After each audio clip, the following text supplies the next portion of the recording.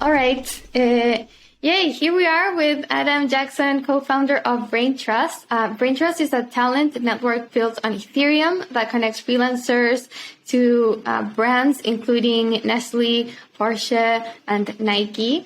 Adam, it's so great to have you in the Defiant podcast. Hey, thanks for having me, Camilla. Big fan of the show. Thanks so much. So it's been a big past few weeks for Braintrust.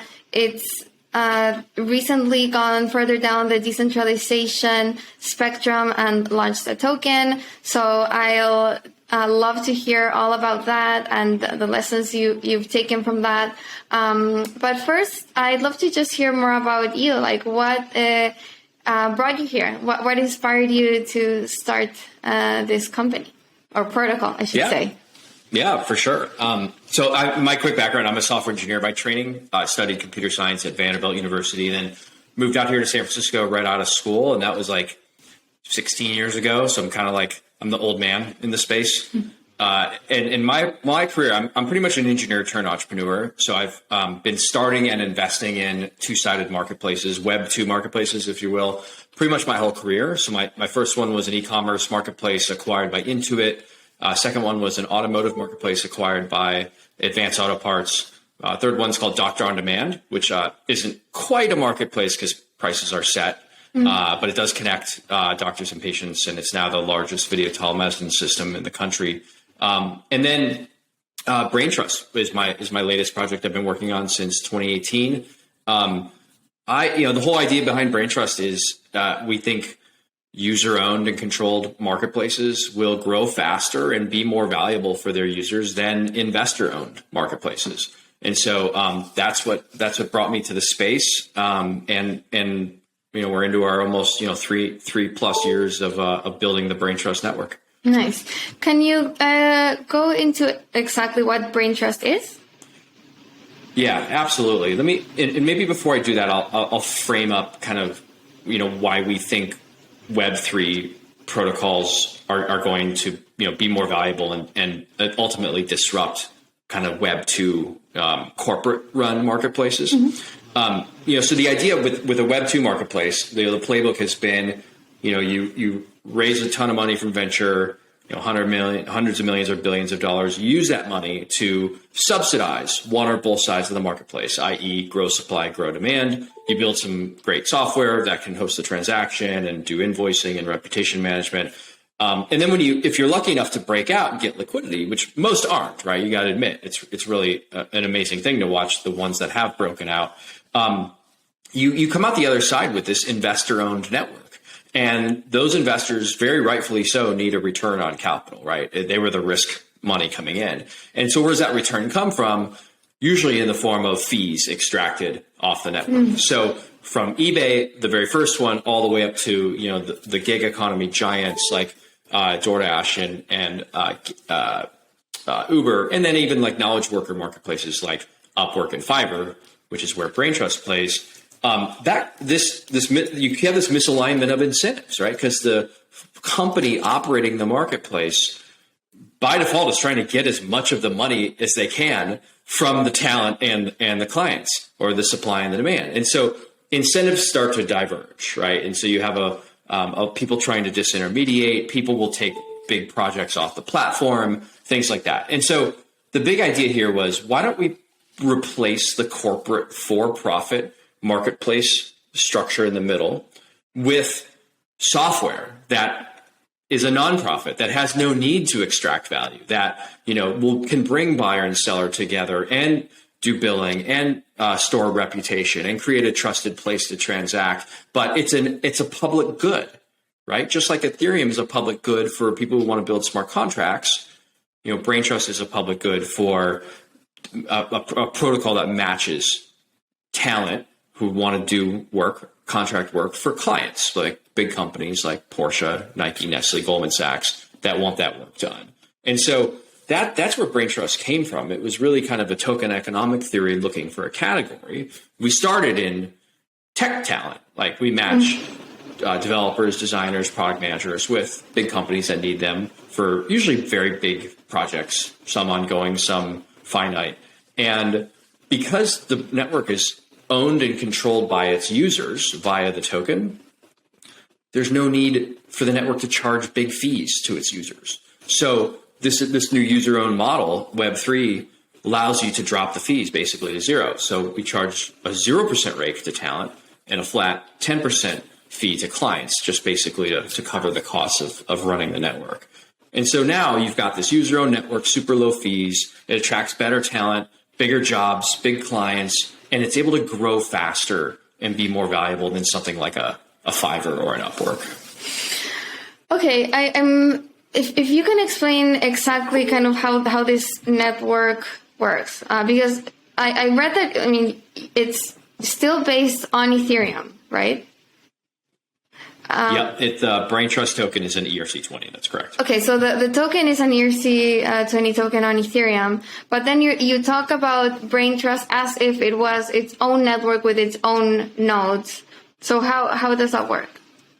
Yeah, good question. This is where the terminology can change from layer 1 to layer 3. Mm-hmm. So like a Bitcoin node or an Ethereum node, very much layer 1. These are folks who run software on servers and get rewards, mm-hmm. right? For running proof of work or proof of stake. A node on Braintrust is really just a company mm-hmm. that brings on a client and helps onboard that client, helps facilitate fiat payments, and so they operate sort of a logical node of the network. But Braintrust is actually just a layer 3 on top of Ethereum.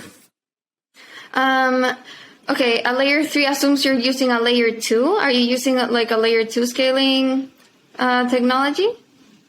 Yeah, well, not all layer 2s are blockchain based. Mm-hmm. So our layer 2 is mostly AWS, but we are actually partnered with Scale Labs to build some of the marketplace logic out on Scale, which is a layer 2. It's a WASM compatible, Ethereum compatible layer 2 technology. But all of the important stuff that relies on the blockchain actually just directly hits Ethereum for us.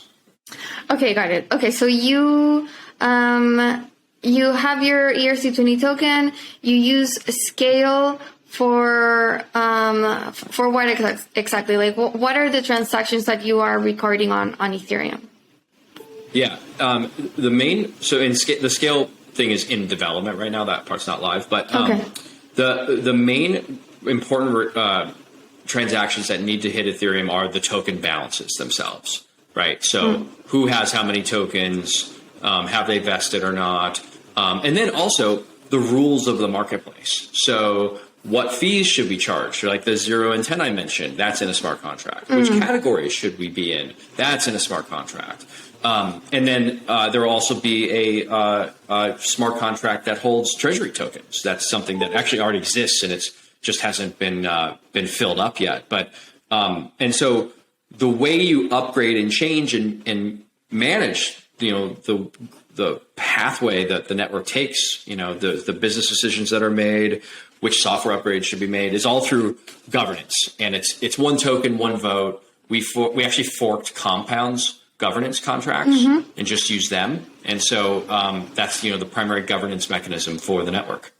Got it. Okay. So you're using the token primarily for making governance decisions about the different parameters that you use on Braintrust itself. Things like 10% fees for companies and 0% fees for talent and so on.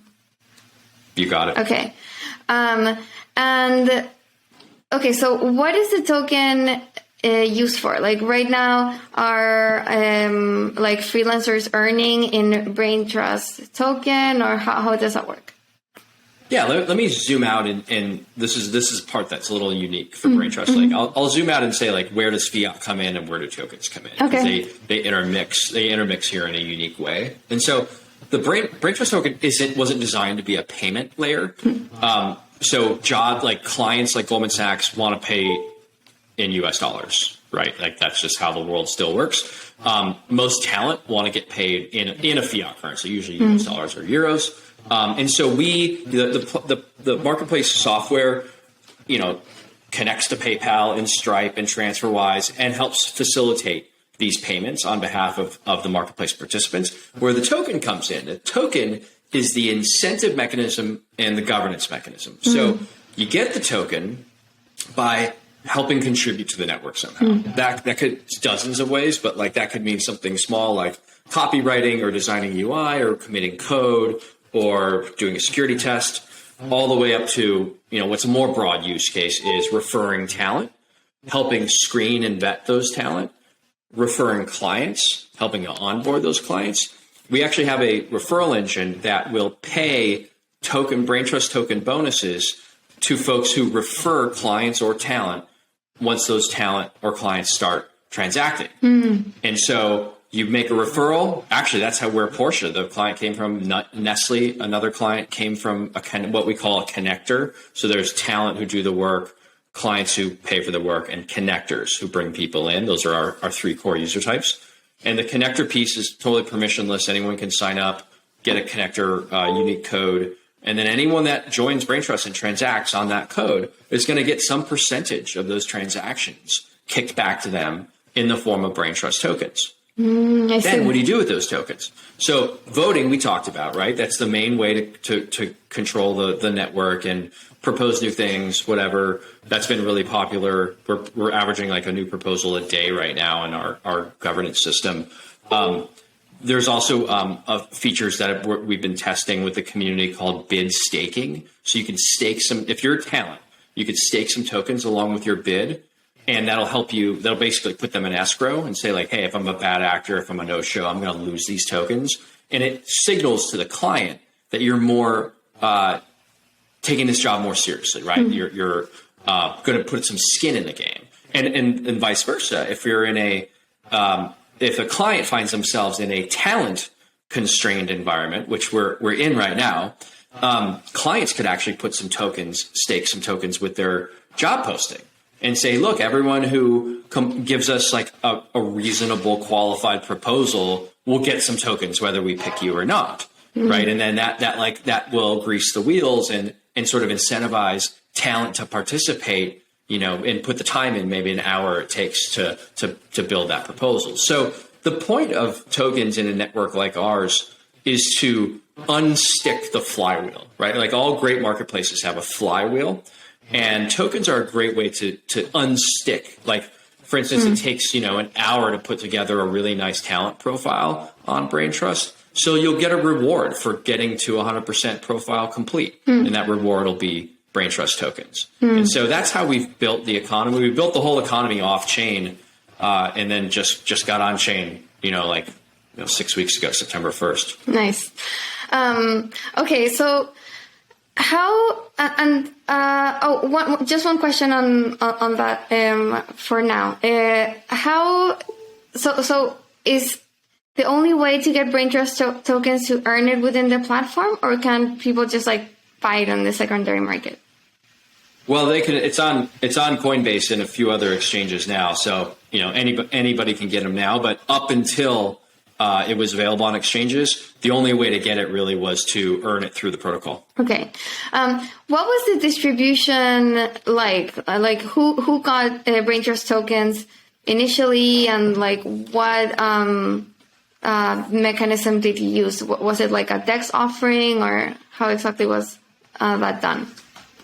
Yeah, so tokens were given away to early contributors over the last couple of years. Really just on testnet, right? On, out of our database. And they're basically like IOUs for real tokens. And so when the platform went live on Ethereum mainnet on September 1st, it was, thousands of people got their tokens, most of them through a platform wallet, which is all, sort of kept in one on-chain wallet, and then you withdraw off the platform.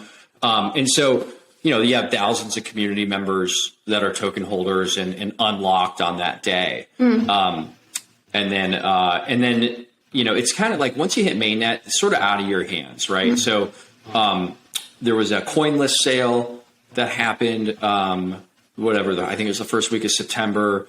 And then, then you started seeing tokens pop up on Uniswap, and then eventually Coinbase, and now other exchanges. It's actually a process like we're completely uninvolved in. It's just kind of up to the exchanges in the community. Got it. And was the coin list sale to your investors? No, that was a community growing sale. And so the max purchase price was $500. It was non-US only. And it brought in something like 22,500 new token holders to the ecosystem. Oh, wow. Okay. And then,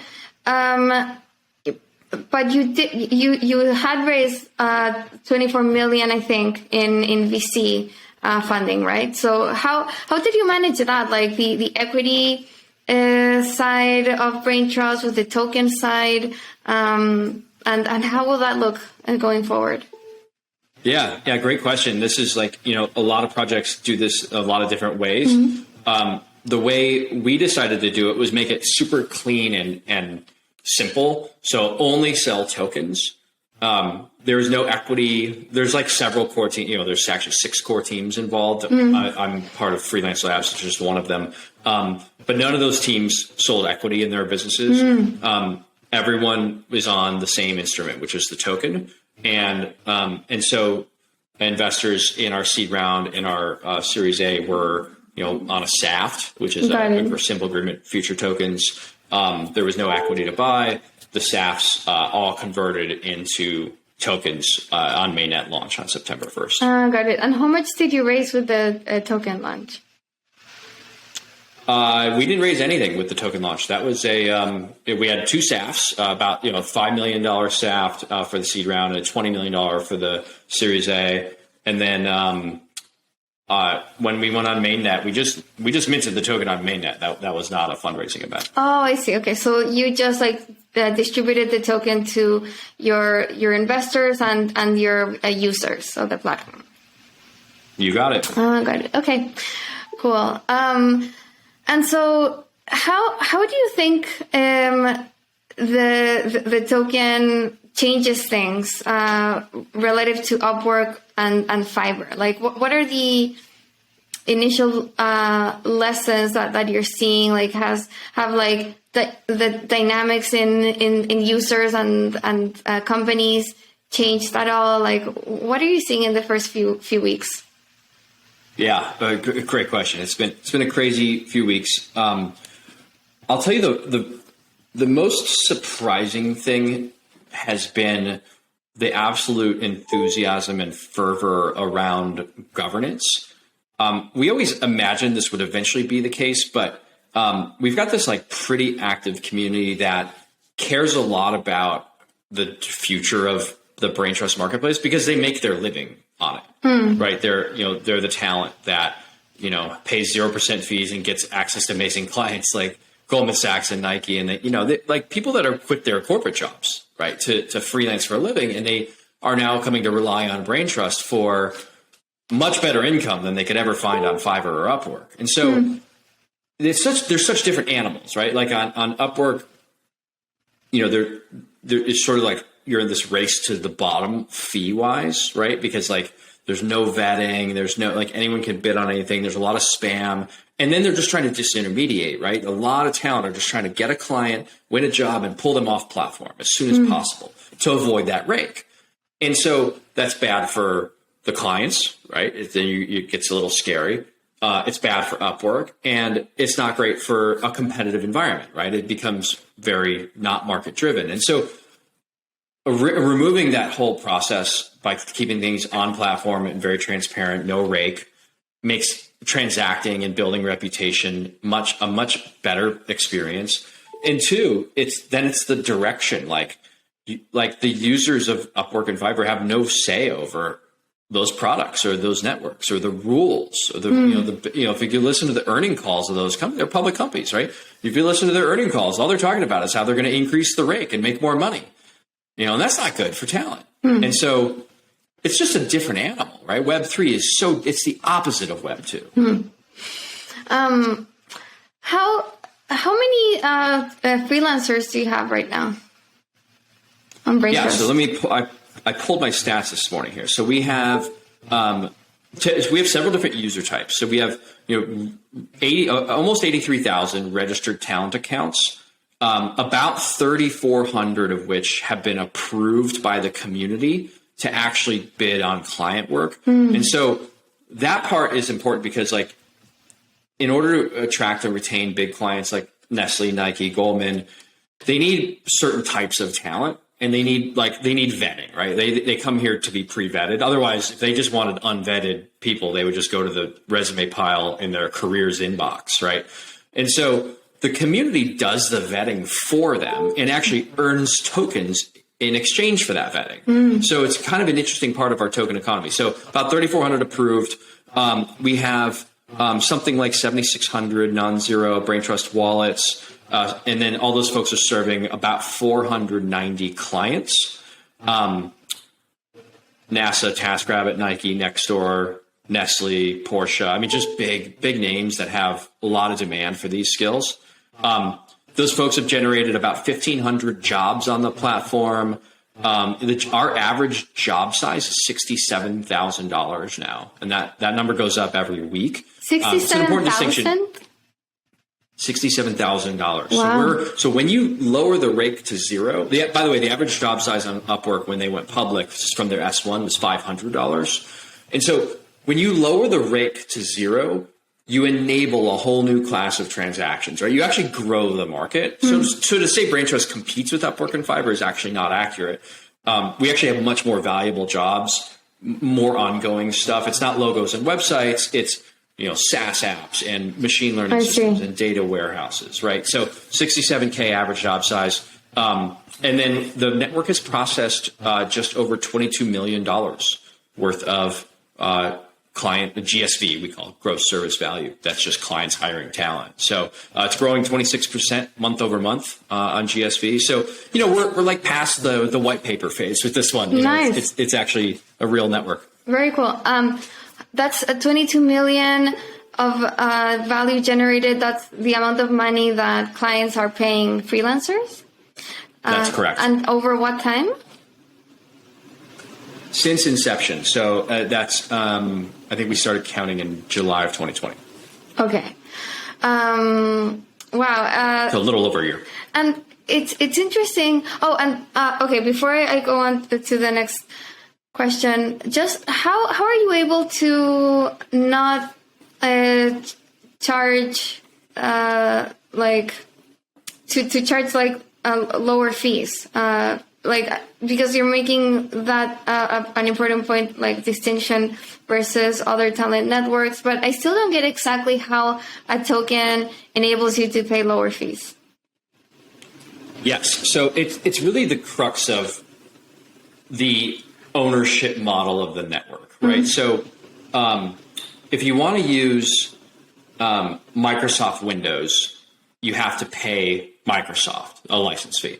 If you want to use Ubuntu, Linux, or some other open source version, it's free, right? And so there is no business model with Linux, right? It's just, or Android, right? It's like anyone can take it. It's open source software. It's a public good, right? And so the existence of that public good, this is why Google open sourced Android, right? The existence of that public good enables the Android ecosystem, which is now, 80% of connected devices, right? And so a lot of companies benefited from the open source of Android, namely HTC, Google itself, which makes a nice phone, Motorola, blah, blah, blah. And so similar here, right? Braintrust, the protocol is open source. Anyone can use it. It was created as a public good by the initial core teams, and it exists to benefit the talent and the clients that are ultimately, owning and controlling it, right? And so it was designed to be nonprofit. So its for-profit entities underneath could do better, right? So Android is nonprofit, right? It's open source, but Google is very much for-profit, right? And so it's very similar that way. So Braintrust is just a network. It's a set of smart contracts and software. There is no company that owns it. It doesn't need to generate a profit. Like, where would the profit even go, right? And so it's the for-profit entities that help build and maintain and grow Braintrust to help build their businesses, that are really the ones driving the protocol forward. I see. Okay. And so you run one of these for-profit companies as well. That's freelance?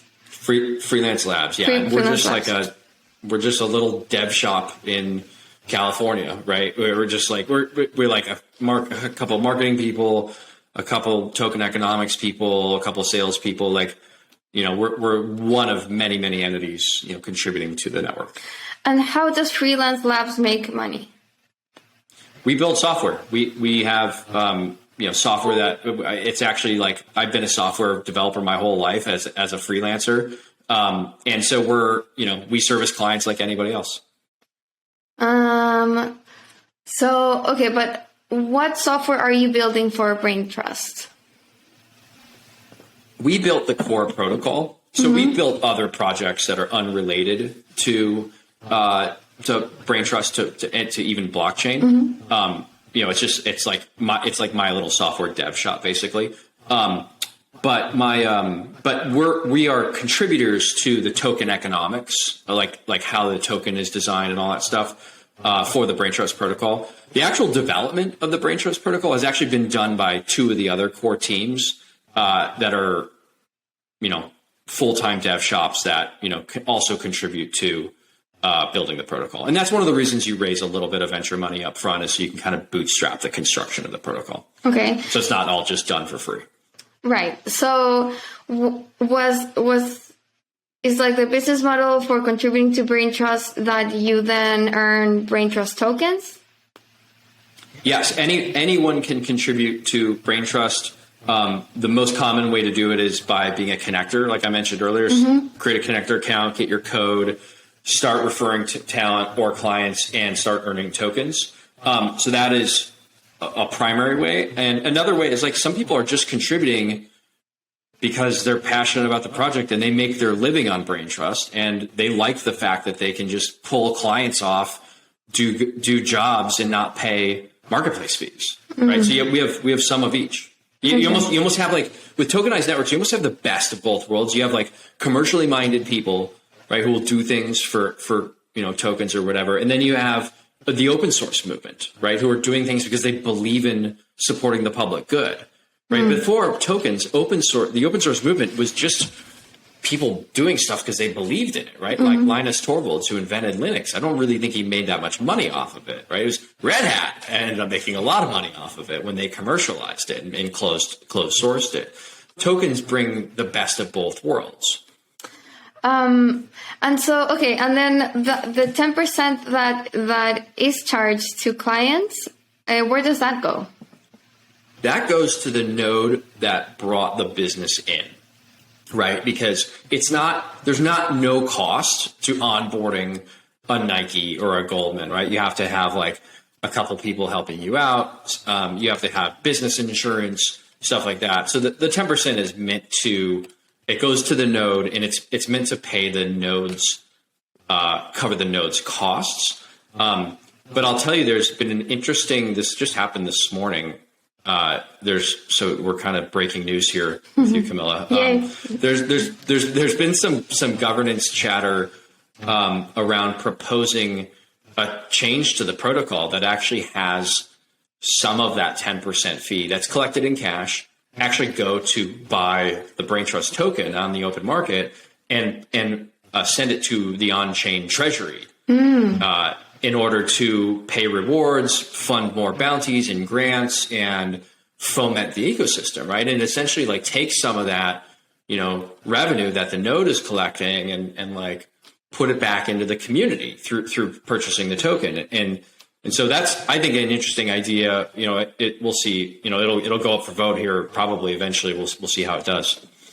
So wait, so the nodes were the clients, like the companies in the network, like the Nestlé, or no? No, those are just clients. So they don't care, right? They don't care about blockchain. They're just here to hire talent. So when let me walk you through an example. Might be a helpful illustration. So let's say Nestlé hires somebody to do a job, and they contract it for $100,000. The job takes a month. Talent does a great job. Nestle's happy. They sign off. The Braintrust software will issue 2 invoices, one for $100,000. That's payable directly to the talent. It'll ride through our rails, but it goes to the talent. Braintrust takes no fees. The other is for the 10% fee. So in this case, $10,000 US. And that today, that invoice is paid in cash, and it goes to the node that brought on Nestlé. Oh, so that's right? You meant the name of the contributor? No, connector. That's a connector. The connector, it's actually the node, in this case, Freelance Labs, or there's other nodes, Distributed Labs, there's other companies that help process these clients. So then I'll keep walking through. And this is this is new stuff, right? This is it's a little bit complicated. Our white paper has a cool diagram of how it works, if you want to check that in. But so the 10,000 gets paid as the fee. The protocol then looks at that invoice and says, oh, okay, Nestlé hired Camilla to do this work. Who referred Camilla to the network? Oh, it was so-and-so. All right, give so-and-so 1% of the value of this payable in Braintrust tokens. So Camilla's wallet automatically gets some tokens. Oh, who referred Nestlé? Oh, it was this connector. Oh, pay the connector's wallet, some percentage in the form of Braintrust tokens. And so now the way the economy works is the talent made 100% of their rate. The node got some cash, some of that 10%, for the cost of bringing the business on, right, to cover their costs. And the connector got her piece for making the introduction, and whoever referred the talent, in this case, got her piece as well for making the connection, for referring Camilla. And so that's what kind of keeps the flywheel moving. The proposed change here to the protocol, I believe, is to have that 10% cash actually buy tokens so the treasury can get replenished. Because right now, all these rewards are just being paid out of treasury, which could eventually run dry. Got it. Interesting. How many nodes are there? There's 6 operating nodes right now. And basically, the community just votes to add more of them. Okay, cool. Still a pretty small network, but what does it take to be a node? You just got to bring business to the network. You got to want it to kind of, bring clients and have those clients understand Braintrust and, help process the business, right? You're actually the nodes are the companies actually collecting the money and making sure clients are satisfied. Okay, and this is kind of what I think is really interesting about this Ethereum-based protocol is that you have huge names involved, and just very big non-crypto native names. And, I think that's been a bit of a struggle for Web3 projects. It seems that much of DeFi, NFTs, Web3 in general, it's just very endogamic, it's and Defiant included. It's we all live in this bubble and talk to people in this bubble and cater to crypto native projects. And you see it with projects around DeFi. It's we are, it is still kind of very niche. But, at Braintrust, you're here kind of bringing on just these huge Fortune 500 companies. So how was that process like? How did you do it? How did you manage this scale? Yeah, it's a good point. And it's funny, I think maybe even the first time you and I met, you were this was a while ago, and you're you got actual users and real revenue and real customers. Why have I never heard of you? Yeah. Right. And the reason, it was a fair question. It's probably 6 months ago. It was and the reason is we decided to build a viable user-owned network with all of the attributes of a Web3 network, meaning owned by its users and thus very low fees. That's a better business proposition, bar none, right? And so we decided to go to market off-chain with that value prop and build liquidity first, right? And when we say liquidity, I mean Porsche, Nike, Nestle hiring talent, engineers, designers, developers. And so we did that for 2 years, basically off-chain, proving that we could, make it work, right? Whereas a lot of projects will have a clever idea for a decentralized network, decentralized, build everything on-chain from day one, and then be hey, we built it, where are they, right? And it's just, just not how it works. And so, we spent a long time, building this network off chain, and then moved it on chain in September. And it's like we already have this huge flywheel spinning, and so like now Goldman's in crypto and they don't even know it. And they actually do know it. They're actually super savvy, but like Nike, right, is in crypto now, and they may not be fully aware of that. Nestle, because they don't really care that they're in crypto, right? They care that they're hiring people on Braintrust that they could never get to come into their offices, right? Like full stop, no way they get these by their own words, right? They've been quoted as saying that publicly. And so the power of crypto here is to give what was extracted as a huge margin by a Fiverr or an Upwork, compress that margin, give that value back to clients and talent. And that that's the whole point of Web3, right? So like now all these folks are in crypto. They don't really care that's powered by crypto, right? Just like you don't care that your iPhone is powered by 5G, right? It's like, I don't care. It just works. Yeah. 5G is better. Great. And so, but funny enough, one last point on that, like, we actually have like one of our more popular clients on Braintrust is Solana. Solana Labs. They're hiring engineers left and right on Braintrust. So it's we're very happy to be able to serve the crypto community as well. But yeah, like 95% of the GSV is brand new money to into the crypto world. And how is onboarding like for all that talent who is getting Braintrust tokens and participating in governance, and I don't know, like where do you like meet? Is it like, are they on Discord, or like where's this governance happening, and what's the onboarding been like? Yeah, for sure. There's kind of two important points there on that topic. So the first one's UX, right? Like UX in this space has just been tragic. And like MetaMask has come a long way. I actually think it's a wonderful tool now, but like that was not true until very recently. Like Coinbase is great, whatever. But like, interacting with most DeFi protocols is really, it's a phenomenally challenging experience. It's just not ready for mainstream yet, right? It will be, and it's getting there. So we decided to just build something that was like, build a wallet that was really easy. We have a Braintrust platform wallet that when you earn tokens for making a referral or for, doing something for writing a blog article for whatever it is, whatever you've done to contribute, you'll earn your tokens on the platform wallet first. And that's just as simple as like, it's off chain. You're creating an email address and a password, and then you can withdraw those tokens using any, ERC20 compatible wallet. You can withdraw them to MetaMask or the Coinbase mobile wallet or whatever. And then you're participating, right? Now you've got your tokens. Now you can propose things on a snapshot. Now you can vote on chain, vote with your tokens. And then the second part of your answer. So we polled our users 6 months ago. 87% of our users had never touched a token before.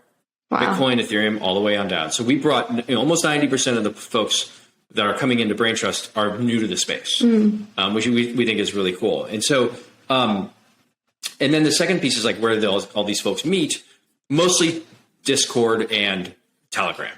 Okay. And so we have 100,000 users roughly, I think, in each of those areas. Wow. That are, that's where, that's where the governance happens, and all the other great stuff. How many of your users have actually cashed out their tokens into a Web3 wallet? It's something in the order of less than 1,000 people. Okay, so still a ways to go. That was really surprising to us. I mean, we didn't tell anybody to cash. Like we hold users' tokens at Coinbase, right? So it's very safe. It's insured. We didn't tell anyone you have to withdraw your tokens, right? We said, if you want to, it's fine. Here's how to do it. We actually hold little tutorials. Someone in the community built a little tutorial on how to do it, just because it's scary if you've never withdrawn a token before. So we certainly like don't care whether people store them with us or store them on their own. We thought we'd see, what do we have? Something, close to 7,000 or 8,000 token holders, we were shocked that we didn't have more people withdrawing and selling in the last few weeks. But okay, so 7,000 or 8,000 people hold Braintrust tokens through your own like proprietary wallet, right? And Right. those tokens are custodied in Coinbase. Correct. Okay, and Coinbase or Anchorage, we partnered with both. okay, and then when those users hold Braintrust tokens in the Braintrust wallet, can they still participate in governance then, or do they have to withdraw their tokens? They can propose things, debate things, all the good stuff that happens in Discord. When the rubber meets the road to actually vote the tokens, today you have to do it from an external wallet like MetaMask. Oh, okay, got it. We're actually working. Actually, a feature was just proposed in governance to upgrade the protocol so people can use the platform wallet and vote from there, so they don't have to pull out nice. MetaMask. So, Nice. Yeah, you're very intuitive question there. Okay, so still kind of a ways to go, but I mean, pretty interesting that, that people are like, you know, interacting with crypto, even if it's from a custodial wallet, it's kind of like, you know, a potential bridge into Web3. I think so. That's actually a really good way to put it. We don't want to force anyone on chain. Like we don't take a position either way, right? It doesn't matter to us. We want participation, right? I mean, that's something that I thought would be tepid at first, and I was just dead wrong, right? Like people care a lot about this thing, and I have like pretty intense debates and whatever, and so we obviously we don't want people to like, you know, lose tokens by doing something wrong or whatever. So we've done our best to, you know, we built one of the other nodes built something called Braintrust Academy. It's totally like we didn't even know about it. It's just this you know, totally different platform from ours, but it's an academy that teaches you, you know, the safety crypto 101, Nice. How to be a, you know, like it's like an ecosystem academy. This woman Shirley built it, and it's been awesome. It's been a great resource for everybody, all the people that are new to the space. Very cool. Okay, so it's interesting that you were surprised by the amount of engagement and like 100,000 users on Discord and Telegram. That's huge. Like, what have you learned about building and like nurturing an engaged community? A couple things. One is just like be honest about what you're doing. Like we've been building in public here for whatever, I guess the whole 2021. And building in public means for us, like every time the core teams get together and debate something, like either the debate itself is recorded and put on YouTube or the output of the debate. And then, you know, it used to be monthly, then now it's weekly, and pretty soon we're going to have a dashboard that's all real time stats. Like those stats I just read you. Some of them are public information and the rest I just took off our blog. But instead of having like a weekly blog, we'll have a up to the minute, or I guess a 24-hour lag dashboard. But like transparency, it's the killer feature, right? I mean, it's like something, you know, if somebody screws up or there's a misstep, like people understand, you know, like I'll give you an example. I mean, people always come on podcasts and talk about how smart and great they are and how great everything's going. And I'm happy to do that. But, you know, maybe I'll just share a story of something that, you know, that was less great that happened. You know, so we had, for instance, in the Braintrust Academy, we had, you know, some courses that would pay you tokens to complete the course. And when we had a token that had no cash value, we're just like, whatever. We were just like paying people 50 tokens and then they can someday vote with them, right? And we just didn't think of it. I mean, it's a different node, different companies. It wasn't under my purview, but like, and then the Coinbase listing happened, and all of a sudden, those tokens were like super valuable. And so we got these like armies of bots showed up, just attacking the academy and just trying to drain tokens. And fortunately, like the security measures worked and nothing was lost. But like, you were like, wow, incentives matter. Like if you're going to pay someone $50 or $50, 50 tokens, and the tokens were $10, like you're going to get a lot of people showing up for that. So it's a lesson in, intelligent incentive design. And on the flip side, we had some folks in the community that were being paid, 75 tokens an hour to do things to help. And then all of a sudden that became like, oh, that's $1,000 an hour. And so like, we honored it. Right. But we're like, all right, we got to reset our incentives here. Right. And like, there's some like kind of, and like, look, you're going to get mistakes like that. And so we're just really open about it. We're like, hey, we're not perfect. Like, and the community has just totally embraced that. We just have these just phenomenally, genuinely great people that, want to help and, believe in what we're doing. And the network exists to make freelancers take more of their income home. Right. So it's hard to not like that mission. But that's it, through the good and the bad, just, be open about it. Nice. Do you after this experience, do you believe that token incentives and governance and just like user owned applications on protocols, do you think that's something that can be extrapolated to any industry? Like, do you believe like this will just be the way that things work in the future, or do you think it'll be just like case by case basis? Like some companies will adopt this model, others will stay kind of closed and tokenless. How do you see things evolving? I love this debate, this topic, and it really is a debate now. I think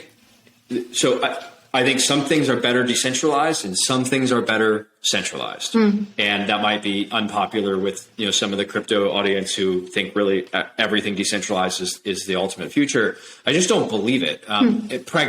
Practically and morally, I guess. So on the decentralized side, any two-sided marketplace operator that is extracting more value than it provides to its community is going to get whacked by this Web3 model, right? And I'll give you like a spectrum. Like on one end of the spectrum, there's Web3 marketplace or Web2 marketplaces like Airbnb, which I think provide just as much, if not more value than they extract via fees, right? Like they have great reputation, safety management, great insurance they offer, blah, blah, blah, right? It's a really great experience.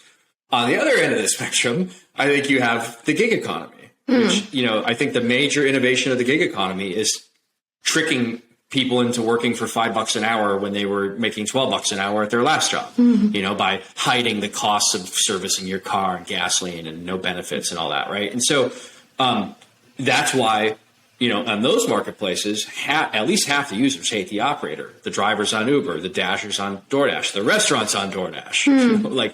It's a bad business model if half your users hate you. And so the government's not going to fix that, right? These are tech-enabled, market-driven problems. And I believe market-driven solutions through Web3 and DeFi and user-owned marketplaces will fix these problems. So that's where you're going to see a lot of Braintrust type models overtake the gig economy. There will be a rider and driver owned network. There will be a dasher owned network, no question, and those will be tokenized. Things that I don't think that could essentially maybe academically be better if they're decentralized, but likely never will. Social networks. Facebook's not going anywhere. They're absolutely not going anywhere. Even as tragic as all of these stories are, and all the whistleblowers and all that, and as much as the crazy senators are going to capitalize on destroying Facebook, it's not going anywhere. And if it does, someone else will pick up the slack. The Snapchats or TikToks of the world or Twitter. And so it's all about curation there. Spotify's another one, right? Like Spotify curates music, right? It's not that there's no room for audience, right? Audience makes perfect sense, but Spotify does this amazing job of figuring out how to deal with the record labels, providing a great product experience, and it's a centralized service. Why not, right? And so that's just sort of my view on things. Don't you think though that for social networks and Spotify and YouTube, I mean, curation do you think curation can also happen in a decentralized way, like in the same way that you have your own curators, kind of not ranking, but like vetting talent on Braintrust? You can have curators on like a decentralized network, classifying playlists and making a decentralized music streaming platform work in a decentralized way, and the same thing for social networks and other social media platforms. 100%. I think the difference is where the money and the interest come from. So, like having decentralized curators of content, like longer form blog posts, podcasts, like things where like people are really opting in with their time. A decentralized economy makes perfect sense because you can get the incentives right, right? Like you can tokenize incentive the creator. You can token incentivize the curator, right?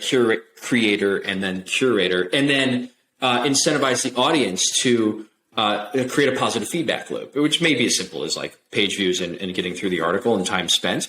And then you can tokenize the editorial process, right? And there's an amazing way to create an ecosystem around that, where that doesn't make any sense on Facebook to me, right? Because like Facebook is just they make more money by serving more junk and then serving ads against it, right? It's like, how does decentralization fix that? It's unclear to me. I could be totally wrong, but to me, like the garbage on social media is far different than something like the Defiant or the Information or the Wall Street Journal, right? Like where you have it's just a different animal. Yeah, I don't know. I think I'll disagree with you on that point. I really hope like social media can be decentralized. Media for sure. Like we're how we're exploring that at the Defiant, and yeah, I think that makes a lot of sense. But I think social media does too. I think there can be kind of incentives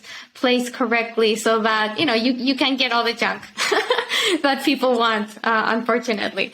But yeah. Well, listen, Camille, I hope you're right, because I'm not a Facebook user or Instagram or any of that stuff, but I am a big YouTube user, and like the YouTube algorithm is phenomenal, right? Like I subscribe to you and like 10 other folks on there, and like I watch that content, and YouTube knows what I want, right? It knows what I'm looking for, and it serves more and more and more.